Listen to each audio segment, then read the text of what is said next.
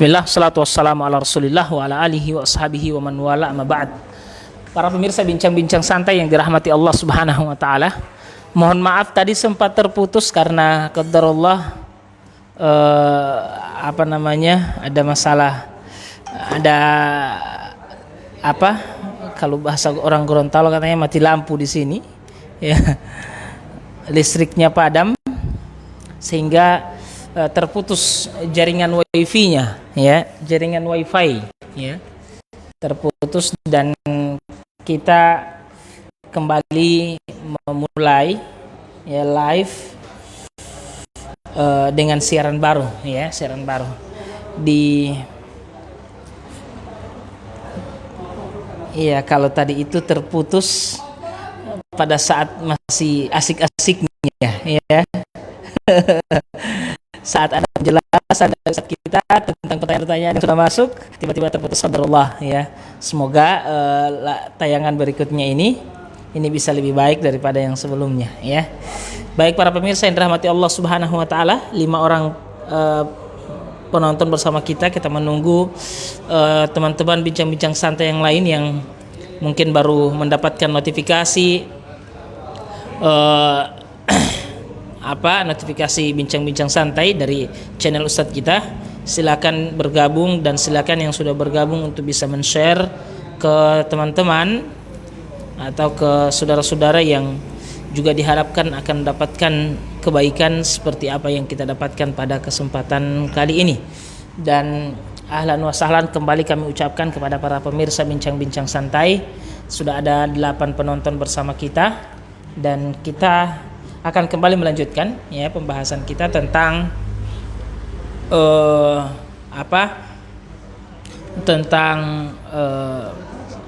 mengambil pelajaran dari kisah penyembelihan Nabi Ismail yang disebutkan di dalam Al-Qur'an. Dan para pemirsa yang tadi sempat bertanya namun pertanyaannya tidak sempat dijawab, bisa kembali mengetik pertanyaannya dan mengirimkan pertanyaan lewat kolom komentar. Insya Allah akan kami jawab. Kami akan segera serahkan ke Ustadz kita untuk bisa memulai pengantar pada kesempatan kali ini. Ahlan wa sahlan Pak Warno Panigoro ya, Pak Bendum MUI Provinsi Gorontalo ya, menyimak katanya. Baik Ustadz, ini mungkin bisa dijelaskan tentang materi kita pada kesempatan hari ini. Subhanallah. Ya begitulah namanya hidup ya. Kehidupan di dunia ini selalu ada masalah ya. Kehidupan yang sesungguhnya dan istirahat yang sesungguhnya dan tidak ada masalah sesungguhnya itu ada di surga ya. Imam Ahmad rahimahullahu ta'ala pernah ditanya oleh murid-muridnya, mata raha, kapan kita istirahat Karena memang Imam Ahmad begitu dalam kehidupannya itu, dari satu taklim ke taklim yang lain, dari satu majelis ke majelis yang lain, mengajar, kemudian menghafalkan hadis, semuanya dilakukan oleh Nabi Ibrahim alaihissalam. Kemudian murid-muridnya bertanya, mata raha, kapan raha? Beliau mengatakan, awwalu ma wati'at qadamuka fil jannah, saat pertama kali kaki menginjakkan surga, maka itulah istirahat yang sesungguhnya. Maka kita insya Allah selama kita masih di dunia ini, rasa capek itu selalu ada. Makanya juga Allah Subhanahu wa ta'ala menggembirakan Khadijah ya dengan rumah bi baitin fil jannah, rumah yang di surga, la nasaba fiha wala sakhab, tidak ada keletihan dan tidak ada keributan. Itulah ciri khas yang rumah yang ada di surga. Sebab walaupun rumah besar, rumah megah, tapi kalau membuat kita letih, capek membersihkannya dan juga tidak tenang, maka apa gunanya rumah seperti itu? Di surga sesungguhnya tidak ada keletihan, tidak ada rasa capek. Kita mencoba untuk membahas tentang kisah Nabi Ibrahim alaihissalam menyembelih anaknya, anak Simatawayang, anak satu-satunya, buah hati belahan jantung yang diperintahkan oleh Allah Subhanahu wa ta'ala untuk disembelih, dan dengan ketundukan kepada Allah Subhanahu wa ta'ala Nabi Ibrahim melakukannya. Dan ini juga pelajaran bagi kita semua bahwa sesungguhnya dalam beribadah itu butuh ketundukan. Kalau Nabi Ibrahim alaihissalam diperintahkan untuk menyembelih anaknya dan beliau tunduk, apalagi kita ini kalau hanya sekedar diperintahkan untuk menyembelih menyembelih kambing, menyembelih sapi, ini lebih mudah. Yang tentunya kesiapan hati kita untuk menerima perintah Allah Subhanahu wa taala ini perlu untuk kita bangun. Berawal dari kisah Nabi Ibrahim alaihissalam, beliau mengatakan waqala inni dzahibun ila rabbi sayahdin. Jadi Nabi Ibrahim berkata, sesungguhnya aku akan menghadap Tuhanku dan dia akan memberikan petunjuk kepadaku. Jadi Nabi Ibrahim menghadap Tuhannya dan meminta petunjuk dari Tuhannya. Dan Nabi Ibrahim memohon kepada Allah, Rabbi habli minas salihin. Wahai Tuhanku, anugerahkanlah kepadaku anak keturunan. Anak keturunan itu adalah anak keturunan yang saleh. Kemudian fabasyarnahu bi ghulamin halim. Maka kami gembirakan dia dengan seorang anak yang halim, yang sabar. Dan memang ini adalah merupakan given. Ini adalah merupakan pemberian mauhibah dari Allah Subhanahu wa taala berupa anak. Dan ini adalah merupakan nikmat besar yang Allah anugerahkan kepada kita semua. Betapa banyak orang-orang yang ingin memiliki anak tapi kemudian belum punya anak. Nabi Ibrahim alaihissalam sudah kurang lebih berapa tahun ya?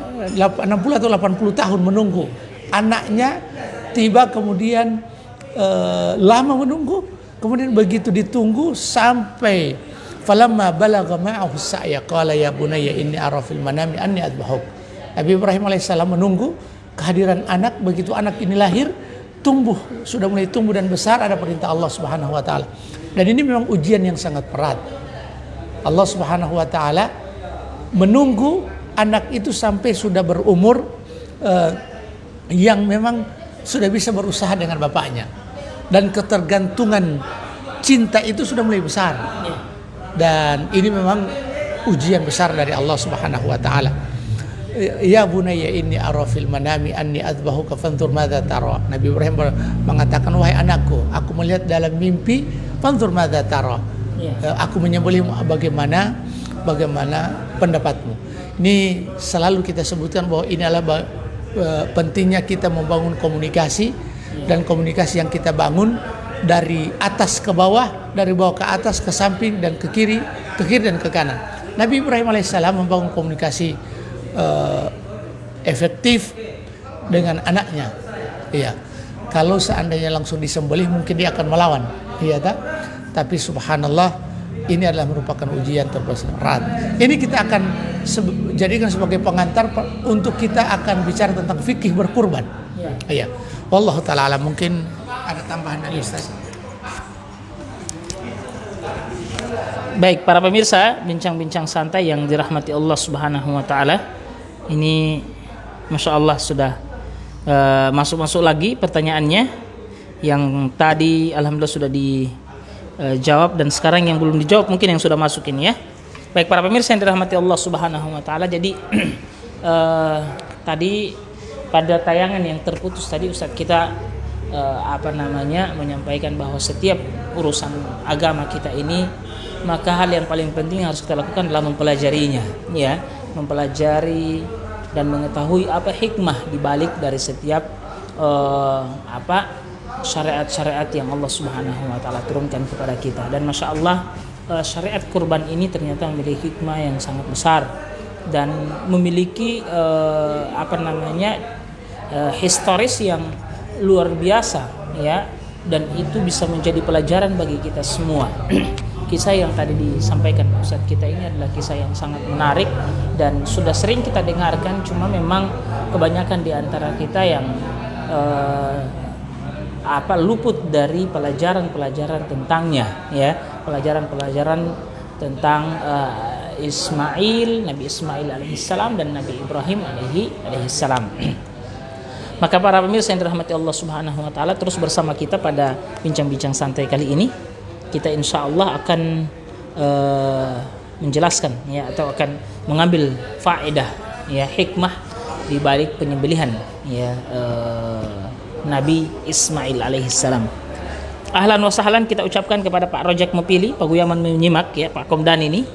Kemudian Pak Yasir bin Zaid, Imam Bonjol menyimak. Jalan Imam Bonjol ini Iya, Masya Allah. Kota sini. Iya. Dekat. Masya Allah. Dekat dari kita ya. Iya Ustaz. Kemudian ada Ibu Rahma Mantau dan Pak Idal Setiawan Lamadu sedang menonton bersama kita. Ada Pak Abu Abdurrahman Al-Fatih. Barakallahu fiik Ustaz. Alhamdulillah dapat ilmu tiap pagi. Ya, Abang OTW nyimak. Ya, alhamdulillah ya. Doakan kami semoga terus istiqamah untuk bisa membagikan ya kebaikan-kebaikan di setiap pagi ini. Ustadz, ada pertanyaan-pertanyaan yang sudah masuk, kita jawab dulu Ustadz. Iya. Ada pertama dari Pak Abdul Khair Sabit ya, sudah masuk pertanyaannya. Mungkin pertanyaan yang tadi tidak sempat terjawab. Ustadz, syarat menyembelih syarat menyembelih dan doa yang harus dibaca saat memotong kurban itu seperti apa Ustadz? Ya, seperti apa? Dan kedua pertanyaannya, apa boleh ya, biasanya kurban itu disandingkan dengan akikah? Penjelasannya Ustaz, mungkin kesempatan ini kita bisa tanya-tanya selain kurban juga. Ya, ini mungkin dua dulu Ustaz. Pertanyaannya dari Pak Akhir Sabit ini, Abdul Khair Sabit. Pertama, menyembelih dan doa harus dibaca saat memotong kurban itu seperti apa? Apa doanya Ustaz? Kemudian yang kedua, apakah boleh menyembelih kurban itu disandingkan dengan akikah bersamaan, artinya diniatkan dengan akikah? Silakan Ustaz. Jadi yang pertama, doa menyembelih ini dia adalah adab-adab berbentuk zikir. Ya. Jadi yang zikirnya itu muatannya doa. Ya. Jadi pada saat kita menyembelih ini yang kita baca adalah bismillah. Ya. Jadi menyembelih bismillah, Allahu Akbar, kemudian bertakbir. Dan bukan bismillahirrahmanirrahim. Kemudian Allahu Akbar, Allahumma hadza minka walaka. Ya Allah, ini yang kita baca. Ya Allah, ini darimu dan untukmu.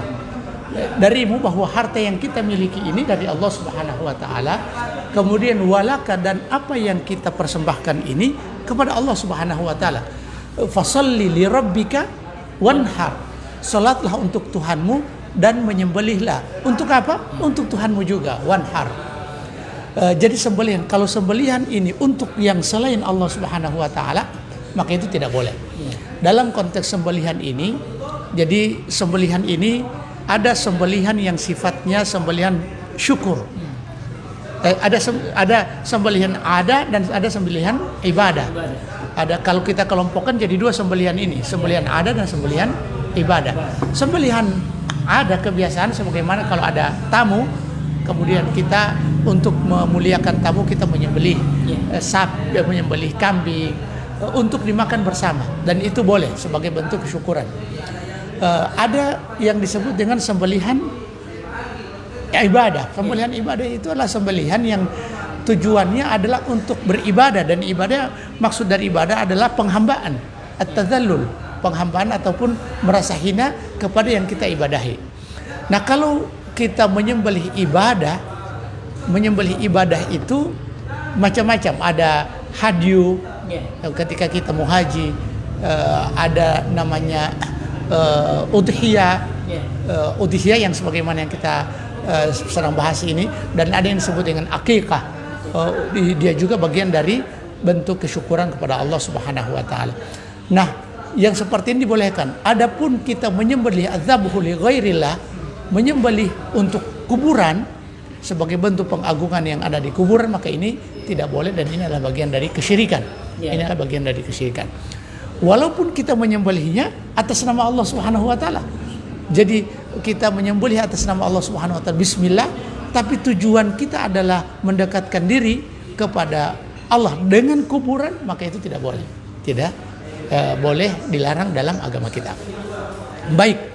Jadi yang kita bacalah bismillah, Allahu Akbar, Allahumma taqabbal, Allahumma hadza minka walaka, dan boleh juga Allahumma taqabbal min si penyembelih, sebagaimana Rasulullah SAW juga berdoa kepada Allah Subhanahu wa taala agar supaya diterima darinya dan dari keluarganya, dari umat Nabi Muhammad sallallahu alaihi wasallam. Ya. Selanjutnya Ustaz, tentang apa boleh disandingkan dengan akikah? Akikah dengan kurban udhiyah ini adalah ibadah sendiri-sendiri. Kalau akikah adalah ibadah, salah satu bentuk kesyukuran ketika anak ini dilahirkan, kullu mauludin murtahanun bi aqiqatihi, setiap yang terlahir itu murtahanun bi aqiqatihi, dia tergadaikan dengan akikahnya.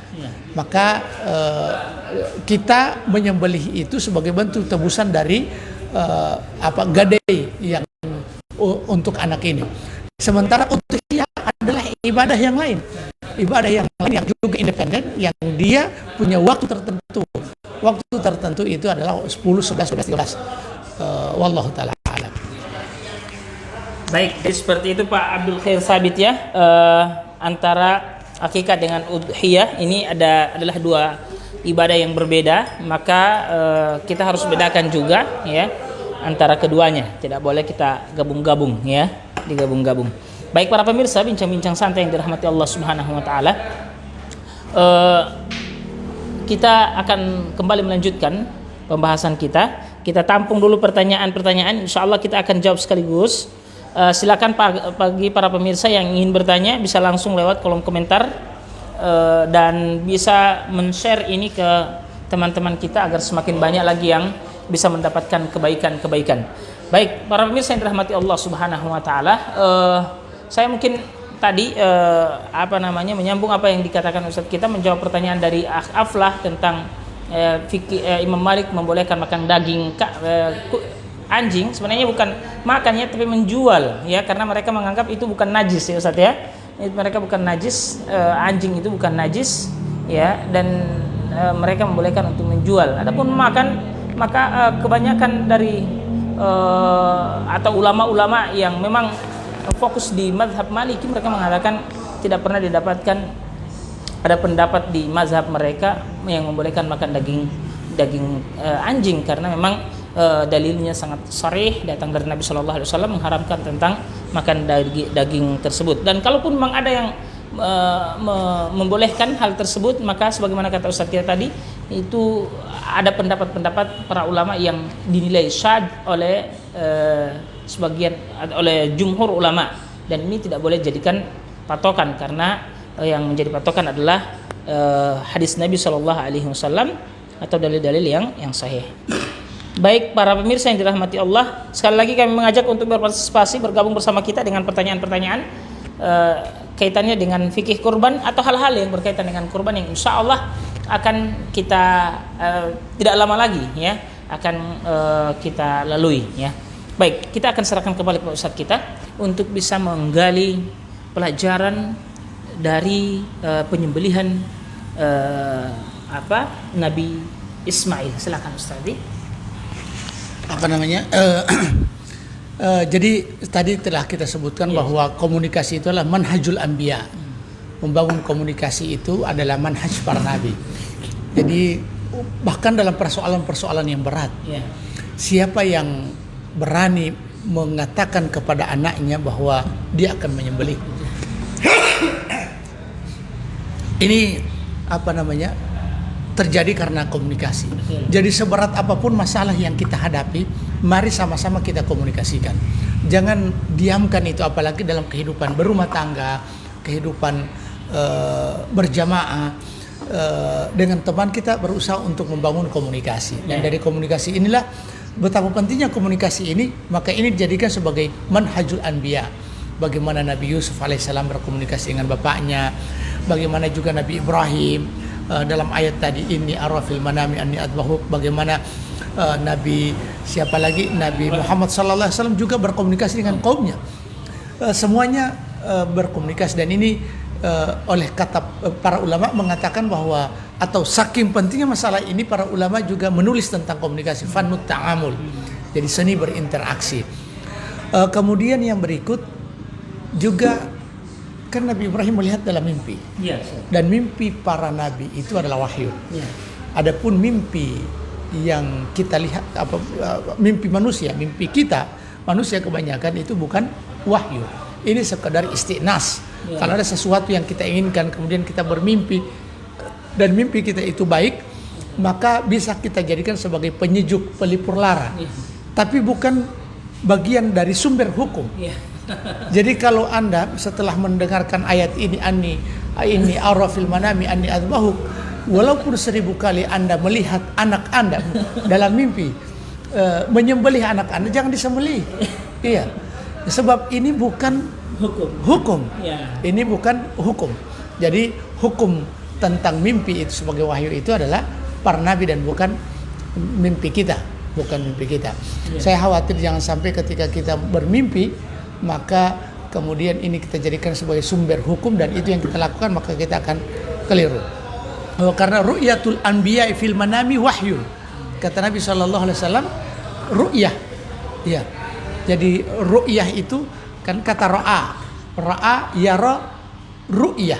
Ada dua ini masdarnya, ra'a yara ru'yah dengan ra'a yara ra'yun. Jadi kalau ru'yah melihat, iya, melihat. Kalau ra'yun berpendapat. Jadi wahyu dari Allah Subhanahu wa taala ketika itu menjadi mimpi para nabi. Kemudian yang berikut, ibadah itu butuh ketundukan. Ibadah itu butuh ketundukan. Nabi Ibrahim alaihissalam berat untuk mengatakan ini. Apalagi yang akan disembelih anak si matawayan. Anak yang ditunggu-tunggu, beliau terlambat dapat anak. Kemudian Nabi Ibrahim alaihissalam diperintahkan saat beliau ini sudah mulai dewasa. Kira-kira Ustadz ya, apa rahasia? Bukankah kehadiran Nabi Ibrahim alaihissalam, kehadiran Nabi Ibrahim alaihissalam dalam kehidupan Nabi Ismail alaihissalam itu terhitung jarang, karena mereka dipisahkan waktu, dipisahkan jarak yang begitu jauh, yang jarang komunikasi langsung. Lalu tiba-tiba datang hidup sejenak, Disuruh sembelih. mau menyembelih. Mungkin kalau dia anak, bapak ini tiba-tiba kita ini tidak jarang ketemu, tiba-tiba begitu datang suruh sembelih sama saya. Padahal apa ini? Mungkin dia akan berpikir saya akan menyembelih bapak. Tapi memang kehadiran Nabi Ibrahim alaihissalam secara fisik di hadapan anak-anaknya itu tidak ada. Tapi kehadiran secara rohiyah yang ditinggalkan lewat ibunya itu luar biasa. Nabi Ibrahim selalu hadir secara rohiyah. Kita ini dalam kehidupan berkeluarga boleh jadi seorang ayah selalu bertemu secara fisik dengan anaknya, tapi kemudian sangat jauh secara rohiyah. Iya, tiap hari ketemu, tapi begitu masuk ternyata padahal beda kamar. Tapi ayahnya ada di kamar, anaknya main game di kamar yang lain. Jauh, jadi dekat di mata, jauh di hati. Tapi Nabi Ibrahim alaihissalam memang jauh di mata, dekat di hati. Dan inilah menjadi pembelajaran kepada kita ketika kita ini membangun komunikasi, tidak hanya komunikasi verbal yang kita bangun, tidak hanya komunikasi fisik yang kita bangun, tapi juga mempertautkan ruhiyah ini dengan orang-orang yang kita cintai. Yang kadang Ustadz, anak-anak kita akan menelpon kita ketika sudah habis uang kos dan uang jajan. Iya. Setelah itu tidak ada lagi komunikasi. Nah, kan di dalam ayat ini tidak disebutkan ini. Tapi kita bisa lihat dan menerawang serta mentadaburi bahwa komunikasi yang begitu berat terjadi disebabkan karena kemampuan Nabi Ibrahim untuk mengikat hati anaknya dalam ketaatan kepada Allah Subhanahu wa taala. Meskipun latar belakang kehidupan mereka pertemuan secara fisik itu agak jarang. Bukankah Nabi Ismail alaihissalam ditinggalkan fi wadin ghairi dhi zara'in inda baitikal muharram. Jadi ditinggalkan oleh bapaknya di lembah yang tidak ada pepohonan, tandus gersang, tidak ada air. Kemudian begitu mau meninggalkan anaknya dan istri bertanya, Allahu amaraka bihadza? Apakah Allah yang memerintahkan kamu untuk meninggalkan kami di sini? Kemudian Nabi Ibrahim mengatakan iya. Istrinya, apa kata istrinya? Idzan lan yudayyi'an Allah. Kalau begitu Allah tidak akan menyia-nyiakan kami. Kemampuan Nabi Ibrahim untuk mendidik ibunya yang menjadi madrasah untuk anaknya. Meskipun Nabi Ibrahim alaihissalam meninggalkannya di tengah padang pasir tandus dan gersang. Dia tahu ada Allah, kemudian dia tahu ada istri yang mendidik anaknya. Tapi kalau ini tidak terjadi, meskipun kita tiap hari dengan anak-anak kita, maka ada sekat-sekat yang akan menghalangi kita dengan anak kita, dan sekat-sekat dan hijab itu begitu tebalnya, kita tidak akan bisa ketemu. Ini pelajaran-pelajaran yang penting yang bisa kita ambil, pelajaran parenting. Betul. Yang kita bisa ambil dari kisah Nabi Ibrahim alaihissalam, yang walaupun kita ulang-ulangi ini selalu saja ada hal-hal yang baru. Betul. Yang begitu indah untuk kita ungkap dari apa yang ada di dalam agama kita ini. Ya. Baik para pemirsa, bincang-bincang santai yang dirahmati Allah, ini semakin menarik pembahasannya karena bobot pelajaran yang disampaikan Ustadz kita di kisah Nabi Ismail dan Nabi Ibrahim ini sangatlah besar ya, karena sangat menyentuh kehidupan kita.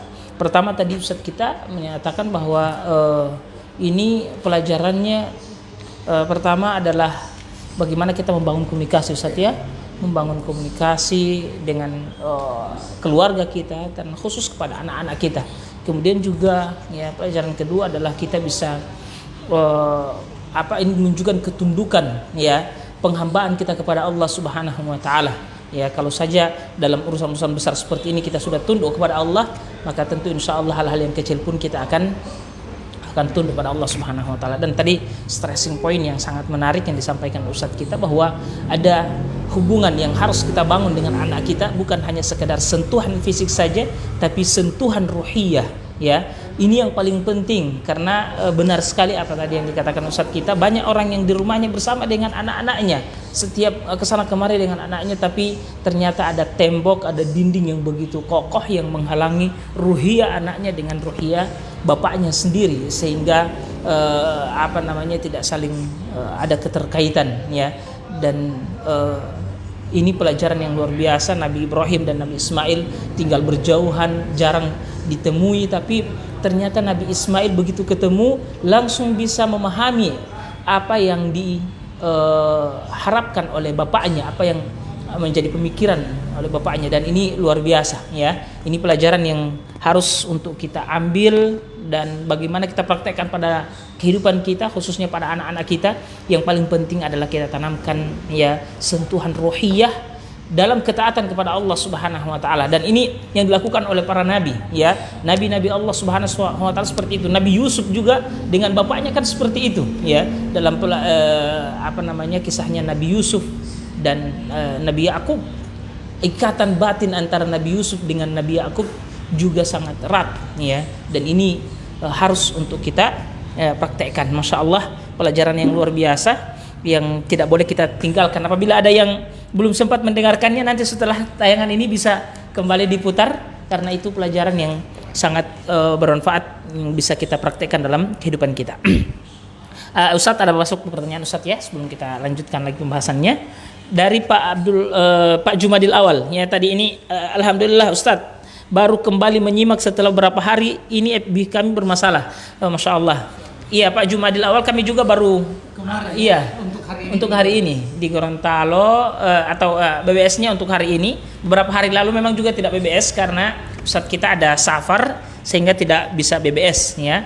Dan alhamdulillah saat kami BBS Pak Jumadil Awal ikut ya, alhamdulillah. Kemudian ada pertanyaan dari Pak Abdul Khair Sabit. Ini ada 3 pertanyaan, kita akan jawab. Kriteria orang yang dianggap punya kelonggaran berkurban itu dilihat dari sisi apa Ustadz? Karena ada yang punya banyak materi tapi tidak mau berkurban. Yang berikut saat kata orang tua, kalau sudah berkurban maka sudah jadi kewajiban setiap tahunnya untuk melakukannya. Bagaimana itu Ustadz? Ya, ada 2 pertanyaan saat kriteria orang berkurban, kemudian yang kedua ini anggapan bahwa harus setiap tahun berkurban. Silakan Ustadz. Jadi kita jawab secara muassal dari sisi hukum dan status hukum berkurban. Ini nanti yang akan menjawab pertanyaan yang kedua. Ya. Jadi berkurban itu hukumnya sunnah dan sunnahnya muakkadah. Jadi sunnah dia tidak sampai kepada tingkat yang wajib, tapi dia semi wajib. Sunnah muakkadah itu adalah semi wajib. Dia satu tingkat di atas sunnah dan satu tingkat di bawah wajib. Ya, ini pendekatan sunnah muakkadah. Sunnah muakkadah itu sunnah molotolo, sunnah yang dikuatkan, sunnah yang dikuatkan. Sehingga tidak ada kewajiban, tidak ada kewajiban. Makanya pertanyaan yang kedua tadi, yang berikut, kata orang tua kalau sudah berkurban maka sudah jadi kewajiban. Jadi ini bukan wajib. Yang berikut ada ancaman Nabi bagi orang yang memiliki kelonggaran kemudian tidak berkurban. Nabi mengatakan, man kana lahu sa'atun walam yudhi fala yaqrabanna musallana. Siapa di antara kalian yang memiliki kelonggaran, keluasan rizki, lalu kemudian tidak berkurban, maka sesungguhnya Nabi mengatakan jangan mendekati tempat sholat kami. Sama dengan seorang ibu, kalau dia datang kepada, ada anaknya datang kepada dia dan selalu minta uang, dia bilang kalau masih meminta uang jangan dekat-dekat lagi. Dan ini sebenarnya salah satu bentuk ancaman. Betul. Dan begitu juga ancaman dari Rasulullah Sallallahu Alaihi Wasallam. Nah, ancaman ini semestinya menggetarkan hati setiap orang yang mendengarkan dan dia memiliki keluasan rizki. Karena pertama, berkurban adalah salah satu bentuk ketundukan kepada Allah Subhanahu Wa Taala. Yang kedua, ini adalah merupakan bagian dari ibadah sosial. Yang manfaatnya tidak hanya kepada kita tapi juga kepada orang lain. Perlu kita ketahui bahwa ketika kita ini tidak memanfaatkan harta yang kita miliki di jalan Allah Subhanahu Wa Taala dalam ibadah, maka Allah uji kita dengan memanfaatkan harta ini dan membelanjakan harta ini di jalan yang tidak benar. Berkurban mungkin tidak, tapi ternyata kita lihat di jalan yang lain dia mendanai kegiatan-kegiatan yang memang sangat jauh dari agama. Akhirnya tidak terasa juga dananya keluar. Ini karena bagian dari Allah balas dia kenapa tidak memanfaatkannya dalam ketaatan, maka pasti akan dia cairkan dana itu dalam hal-hal yang tidak bermanfaat. Iya. Kira-kira seperti itu ya. Biasa. Iya, sangat jelas Pak Abdul Khair Sabit ya. Dua pertanyaan langsung sekaligus dijawab oleh Ustadz kita. Dan Pak Rajak Mupili, di tempat kami ada kebiasaan sebelum menyembelih hewan kurban, si penyembelih meminta daftar nama orang. Daftar nama orang-orang yang masuk dalam kelompok kurban. Kemudian dibaca dan diletakkan di dekat leher hewan kurban. Mohon penjelasannya, apakah hal ini sesuai dengan tata cara kurban? Silakan Ustaz. Jadi yang pertama yang harus kita lakukan bahwa ibadah apapun yang akan kita persembahkan di hadapan Allah, kita akan temukan dia di sisi Allah kalau itu kita niatkan dengan baik. Database-nya tidak akan pernah error. Kebaikan itu tidak akan pernah tertukar. Apa yang dilakukan oleh orang lain itu tidak akan tertukar balasannya. Ini bukan manusia. Kalau manusia mungkin balasannya akan tertukar. Wa ma tuqaddimu li anfusikum min khairin tajiduhu indallah. Apapun kebaikan yang Anda persembahkan di hadapan Allah, maka Anda akan temukan dia ada di sisi Allah. Database-nya tidak akan pernah error, file-filenya tidak akan pernah rusak, tidak akan pernah ada antivirus. Tidak akan pernah ada virus kecuali kalau virus itu datang dari kita. Yaitu ketika kita melakukan satu kesyirikan, maka akan menggugurkan dosa-dosa kita. Jadi seperti itu, apapun yang kita lakukan aman. Jadi tersimpan rapi, dia tidak akan pernah rusak, dia tidak akan pernah diputihkan oleh Allah Subhanahu Wa Taala. Dia akan tetap dijaga oleh Allah Subhanahu Wa Taala. Wa may ya'mal mithqala dzarratin khairan yarah, wa may ya'mal mithqala dzarratin syarran yarahu. Baik dan buruk ada di sisi Allah Subhanahu Wa Taala. Ini struktur berpikir harus kita pakai seperti itu supaya ketika kita mau menyembelih kita sudah setorkan uangnya, lalu kemudian panitia sudah lupa bahwa siapa nama siapa tidak usah takut, tetap Allah tahu bahwa kita sudah berkorban, sudah kita menyembelih. Yang kedua, apakah boleh kita menyebut nama pada saat penyembelihan itu boleh, tapi jangan terlalu demonstratif lah. Biasanya ada orang terlalu demonstratif supaya dilihat jago dan berilmu dan seterusnya. Si tukang jagal ini, pemotong ini, dia minta mana kertas-kertas, kemudian kertas itu dilumurkan di darah. Ini keliru. Artinya kalau memang kita mau Allahumma taqabbal an, ya Allah terimalah dari, kemudian dari Ishak maka Ishak, dan Abdullah Pak Abdullah, itu tidak apa-apa. Meskipun ini tidak menjadi sebuah keharusan. Tapi dengan catatan tadi kita katakan boleh, jangan terlalu demonstratif karena dari situlah muncul berbagai macam hal-hal yang akan mengeluarkan dari sunnah Rasulullah Sallallahu Alaihi Wasallam. Semoga Allah Subhanahu Wa Taala tetap menjaga keikhlasan kita semua. Amin, amin. Baik Ustaz, ini dari Masya Allah kita masih di sesi menjawab pertanyaan ya para pemirsa sekalian. Dan dari Pak Jumadil Awal ya, izin bertanya Ustaz, jika seorang berkurban dengan cara kumpul-kumpul, misalnya 7 orang dalam 1 ekor sapi, apakah setiap keluarga orang yang berkurban juga bisa termasuk di dalamnya? Ya, silakan Ustaz.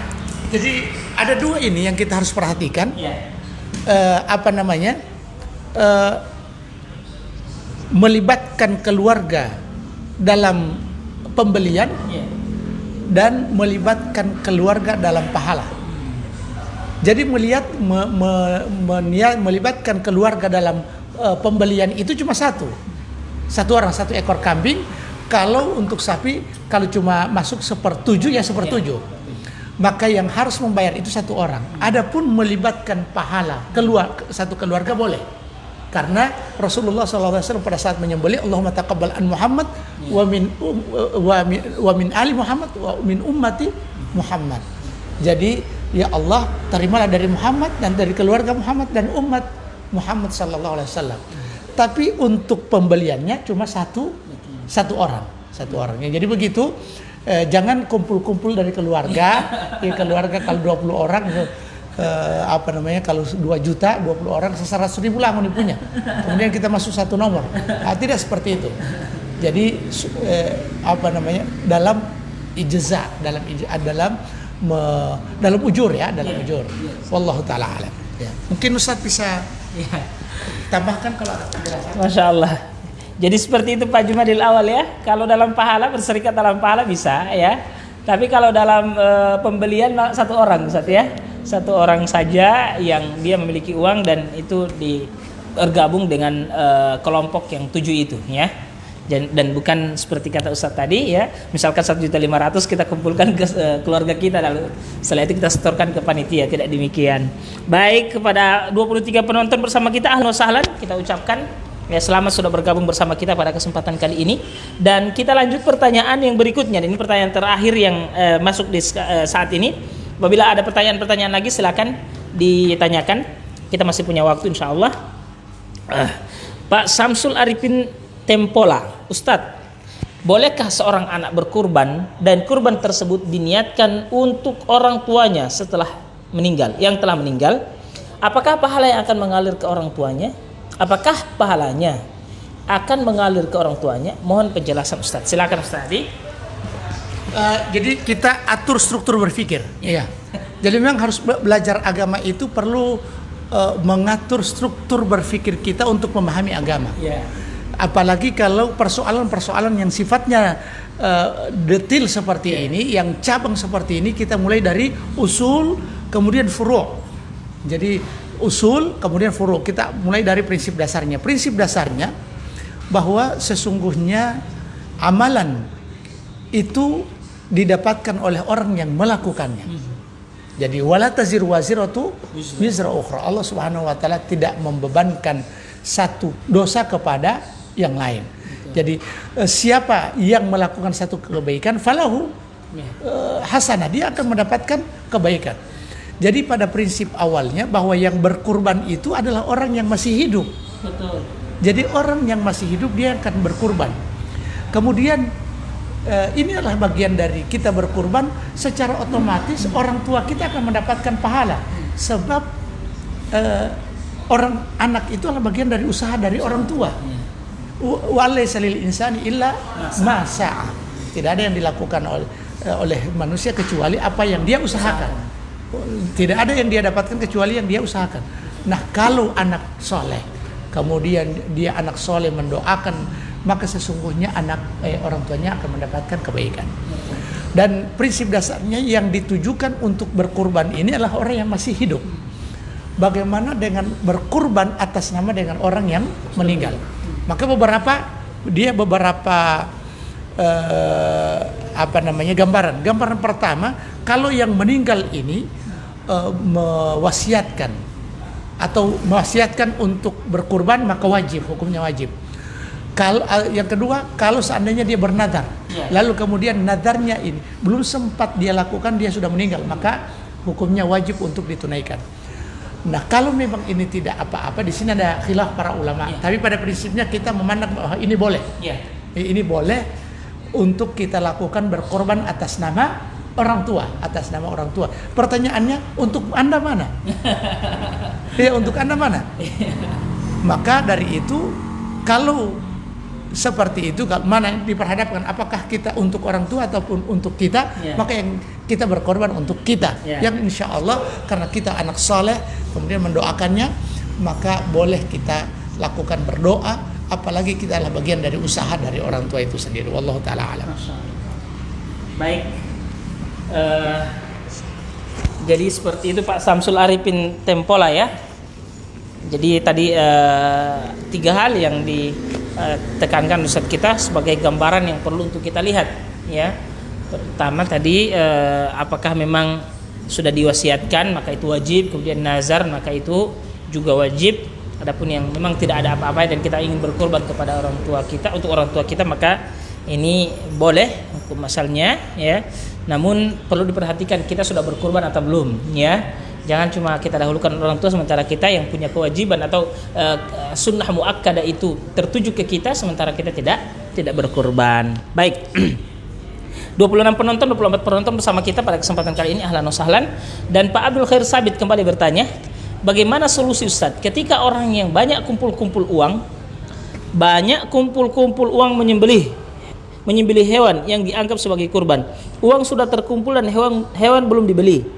Ketika sudah diketahui hukumnya tidak boleh, mohon solusi. Kumpul-kumpul uang ini atau sudah jelas Ustaz tadi? Bagaimana solusi Ustaz ketika orang banyak kumpul-kumpul uang menyembelih hewan yang dianggap sebagai kurban. Uang sudah terkumpul dan hewan belum dibeli. Ketika sudah diketahui hukumnya tidak boleh. Iya, silakan Ustaz. Jadi kata sahabat, naharna ma'a Rasulillah sallallahu alaihi wasallam, kami menyembelih di zaman Nabi untuk 7 orang untuk sapi. Jadi dan kambing itu cuma 1 orang. Jadi batas maksimal pembelian itu adalah menganggarkan dana untuk pembelian itu adalah 7 orang. Itu batas maksimal. Boleh 6, boleh 5, boleh dan ke bawah dan seterusnya. Karena batas maksimalnya 7, maka tidak boleh lebih dari 7. Bagaimana terlanjur mengumpul uang? Apa solusinya? Yang jelas ini bukan menjadi kurban. Jadi dia tidak akan menjadi kurban karena kurban itu memiliki syarat. Syaratnya adalah yang berkumpul itu tidak lebih dari 7 orang. Tapi saat ini pembelajaran supaya orang terbiasa berkurban. Ini pembelajaran yang salah. Iya, ada orang yang beranggapan begitu. Kumpul-kumpul uang satu kampung 100.000 atau 50.000 kemudian untuk berkurban supaya pembelajaran ini pembelajaran yang salah. Jangan didik umat ini dengan hal yang keliru. Ya. Maka solusinya silahkan dikembalikan uangnya atau kita sampaikan kepada masyarakat bahwa ini ternyata menyelisihi aturan dari agama kita. Maka apa yang kita lakukan? Kembalikan kepada jamaah, berkumpul lagi untuk membicarakan diapakan uang ini. Kalau seandainya yang terlanjur katakanlah 20 orang yang mengumpulkan 20 orang, maka sesungguhnya kalau 20 orang ini bisa ditambah duitnya supaya jadi 3 ekor. 3 ekor, berarti 7 orang. Nah, 7 orang jadi 3 ekor itu boleh. Tapi kalau untuk 1 orang 1 ekor 20 orang, maka ini sudah melebihi. Tinggal dibicarakan kembali lah. Baik, Masya Allah. Jadi seperti itu Pak Abdul Khair Sabit ya. Tidak tidak dibolehkan atau tidak sah kurbannya kalau sudah banyak yang berkumpul-kumpul. Baik, Pak Abu Abdurrahman Al-Fatih, Ustadz, menyambung pertanyaan dari Pak Jumadil. Untuk berkurban, yang mana didahulukan, kualitas hewan kurban atau banyaknya hewan kurban? Misalnya, biasa satu orang itu bergabung di beberapa kelompok, misal masuk di kelompok teman-teman kantor, kelompok reuni, organisasi, namun hewan kurbannya kekeingo atau kecili. Iya, atau cukup satu kurbannya satu kelompok terdiri 7 orang dan kualitas hewan nomor wahid. Mohon pencerahannya Ustaz. Silakan Ustaz.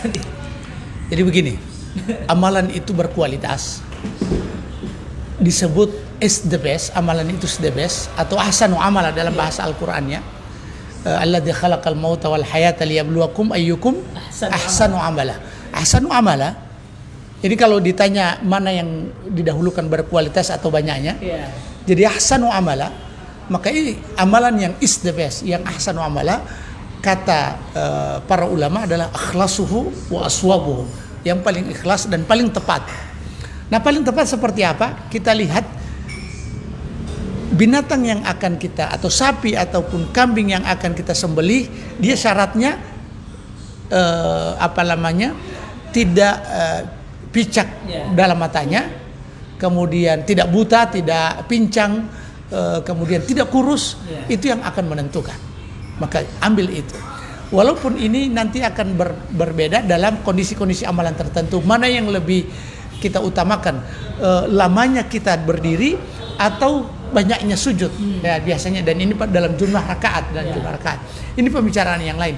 Tapi dalam berkurban maka kita melihat yang paling afdol. Sebab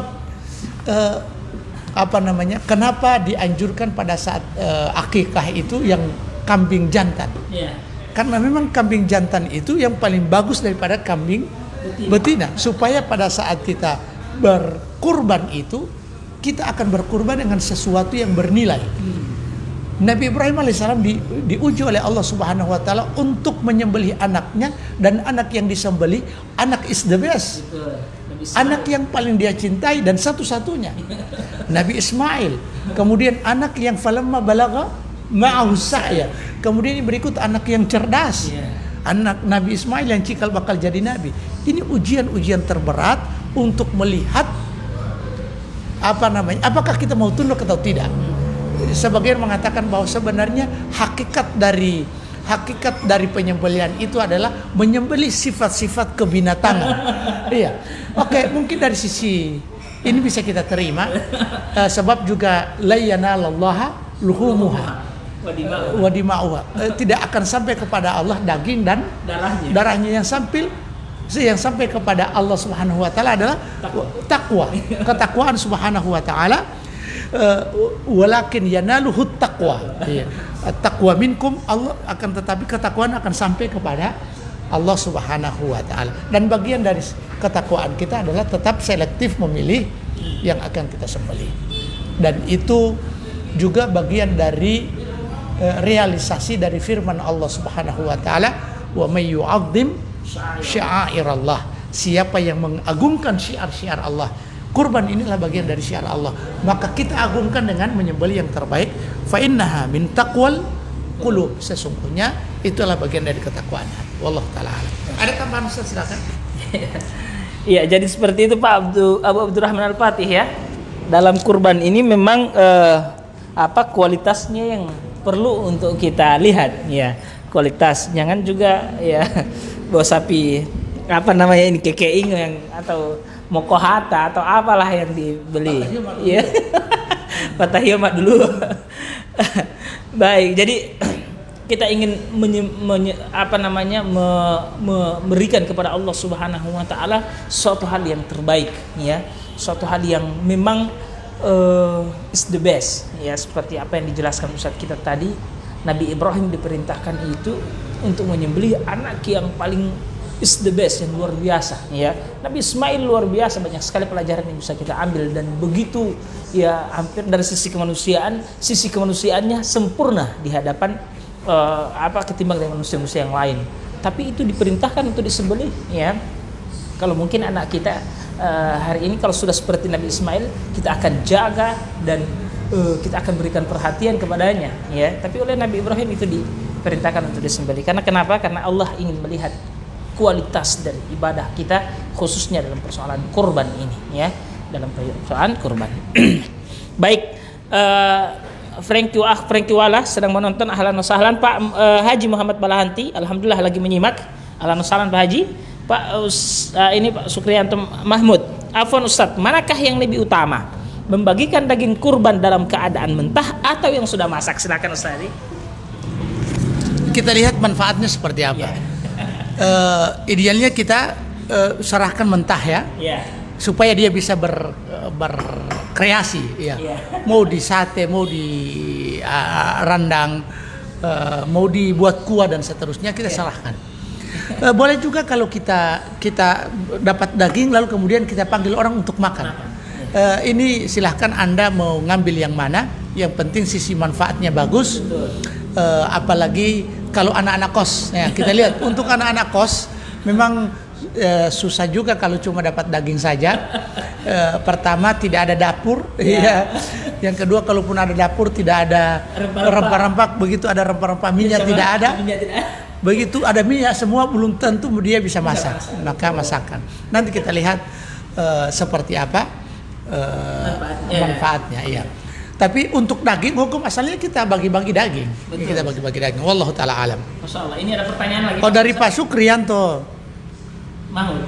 Iya, Sukriyanto Mahmud ya. Iya, Pak Sukri juga tahu. Ya, mana yang antum mau Pak Sukri saat jadi mahasiswa dulu.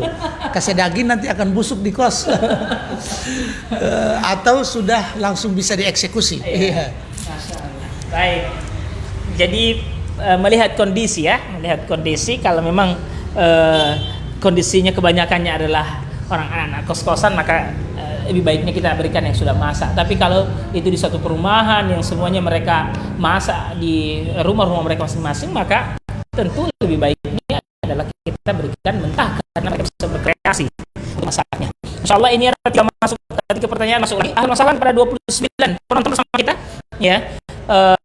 Silakan apabila ada pertanyaan lagi, kami insyaallah akan siap untuk menjawabnya. Kami bacakan dulu dari yang baru masuk pertanyaannya. Ibu Zulfia Pulhulawa Ummu Faruk ya. Bismillah, afwan Ustaz. Orang tua anak berkurban di mana yang orang tua anak berkurban di mana yang anak pemama tahu satu orang 1.350.000. Kemudian anak masukkan di kelompok yang 1.500.000. Kemudian uangnya anak tambahkan 150.000. Terus yang anak tanyakan, apa boleh begitu Ustaz? Silakan Ustaz. Singkatnya uang itu berikan kepada ibu Anda. Supaya ibu Anda tahu bahwa sesungguhnya uang itu harganya begini.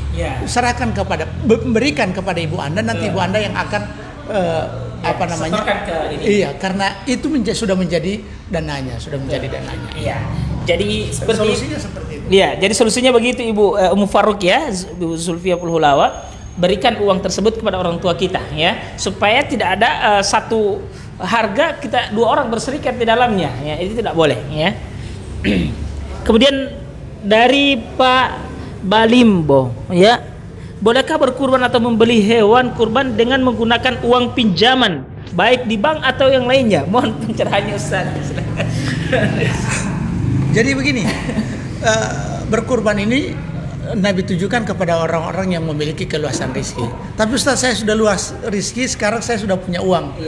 Sudah punya uang. Yang masalahnya pinjaman, masalah besar itu adalah Anda meminjam uang di bank. Betul. Dan itu adalah bagian dari riba. Iya.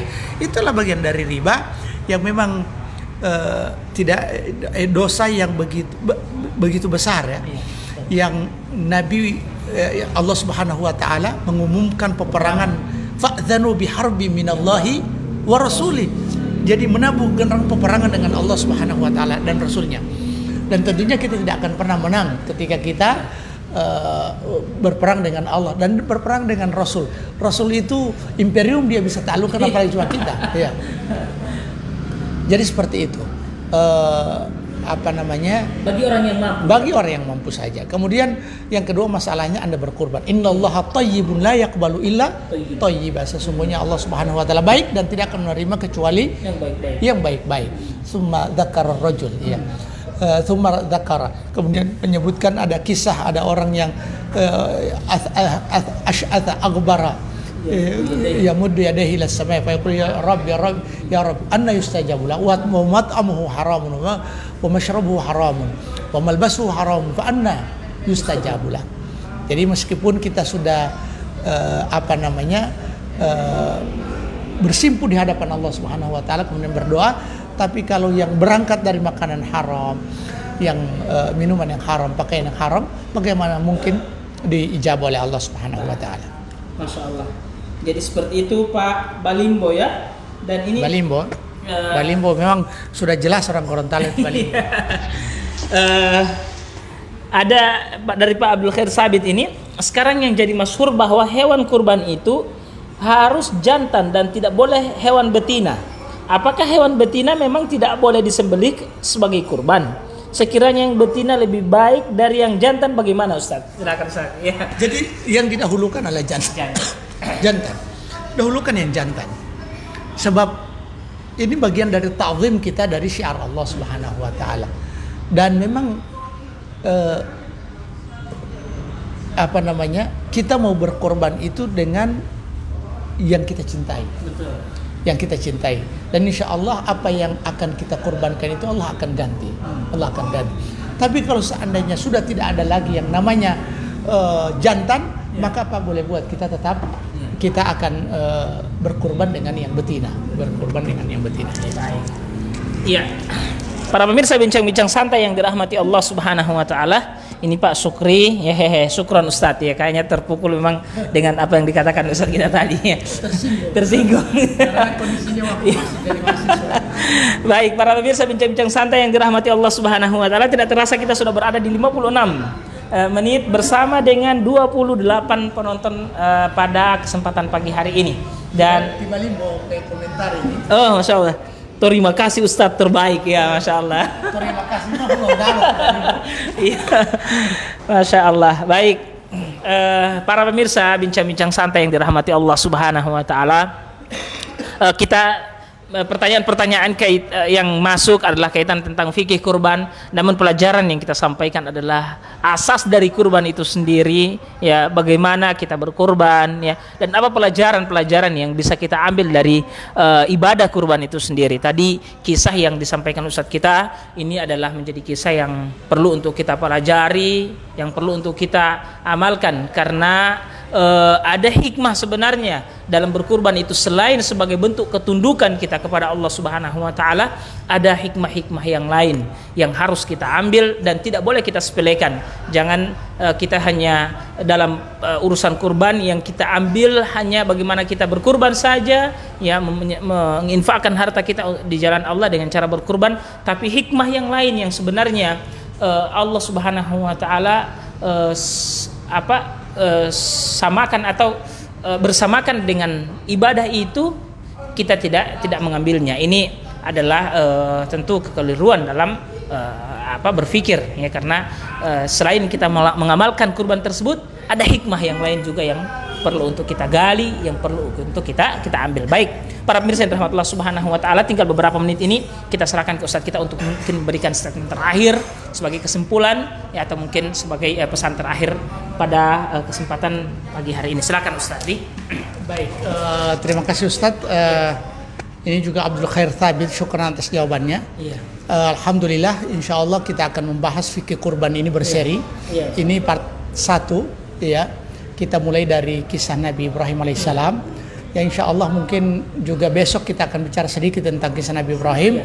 Kemudian kita akan bicara tentang syarat-syarat penyembelihan, hukum penyembelihan, kemudian juga syarat-syarat penyembelihan, kemudian adab-adab penyembelih, baik, dan juga adab-adab penyembelih, adab si penyembelih dan apa yang akan disembelih itu juga akan kita bahas, kita perbincangkan dengan santai. Dan terima kasih atas atensinya para penonton yang sudah bergabung dengan kita, dan juga kepada Ustadz Abdullah Kamar yang juga dengan setia menemani kita dalam acara atau bincang-bincang santai ini. Semoga Allah Subhanahu wa taala selalu merahmati beliau, menjaga beliau dan menjaga kita semua. Dan kami ucapkan jazakumullah khairul jazak kepada owner Jack Kopi juga yang telah memfasilitasi kita pada pagi hari ini. Dan baik, kita tutup dengan doa kafaratul majlis. Subhanakallahumma bihamdik, asyhadu an la ilaha illa anta, astaghfiruka wa atubu ilaik. Wassalamualaikum warahmatullahi wabarakatuh.